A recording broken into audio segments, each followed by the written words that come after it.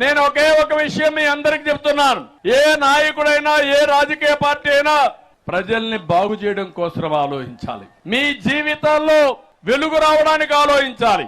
అట్లా కాకుండా మాటలు చెప్పి ముద్దులు పెట్టి తల నిమిరి ఒక్క ఛాన్స్ అని మిమ్మల్ని గోదావరిలో ముంచే నాయకులు వస్తే మన జీవితాలు ఏమవుతాయో ఒక్కసారి ఆలోచించమని కోరుతున్నా.